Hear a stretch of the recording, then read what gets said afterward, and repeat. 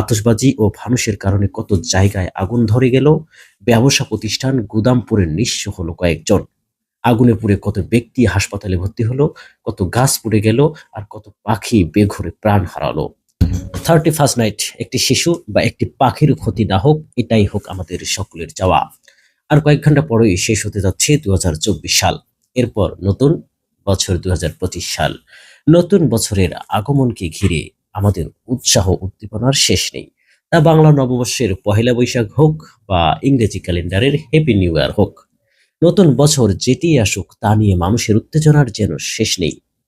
বিশেষ করে ফেলে আসা বছরের যাবতীয় হতাশা, অপ্রাপ্তি, ব্যর্থতা ভুলে থাকতে চায় মানুষ। ফলে নতুন বছরকে ঘিরে বিপুল প্রত্যাশাও তৈরি হয়।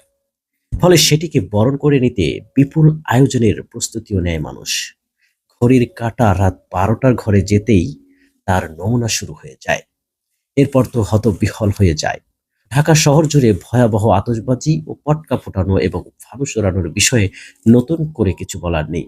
বিষয়টি এখন আর ঢাকা শহরের মধ্যে সীমাবদ্ধ নেই, দেশের সব বড় বড় শহরগুলোতেও ছড়িয়ে পড়েছে। 2022 সালকে বরণ করে নিতে গিয়ে কি ঘটনা ঘটেছিল অনেকেরই নিশ্চয় মনে আছে।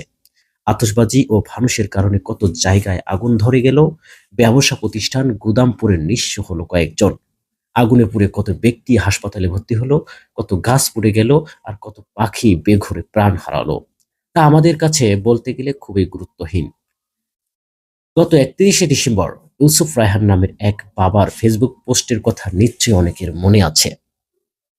কি ভীষণ শব্দে আতশবাজি! আমার ছোট্ট বাচ্চাটি এমনিতেই হার্টের রোগী।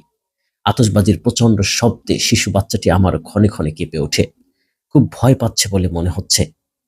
খুবই আতঙ্কের মধ্যে সময়টা পার করছি। পরে তার আরেক পোস্টে জানতে পারি শিশুটিকে ঢাকার হার্ট ফাউন্ডেশন হাসপাতালে নিতে হয় এবং নতুন বছরের প্রথম দিনই মারা যায় সে। অন্যদের আনন্দ উদযাপন নতুন বছরের শুরুতেই একটি পরিবারের শোক ডেকে আনলো। এই চিত্র 1 বছর আগের। এখন আরেকটি 31st নাইট সন্নিকটে। আমরা কি আগের বারের থেকে শিক্ষা নেব, নাকি পুরোনো বছরের দুঃখ হতাশা ভুলে গিয়ে সেটিও ভুলে যাব?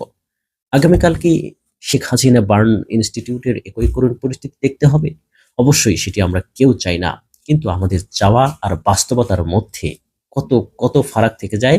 ফলে আশঙ্কা থেকেই যায়, ভয় থেকেই যায়। সুপ্রিয় দর্শক শ্রোতা, আজকের এই সচেতনমূলক ভিডিওটি অবশ্যই একটি করে শেয়ার করে দিবেন, যাতে সবাই দেখতে পারে, সবাই সচেতন হতে পারে। আসসালামু আলাইকুম, আল্লাহ হাফেজ।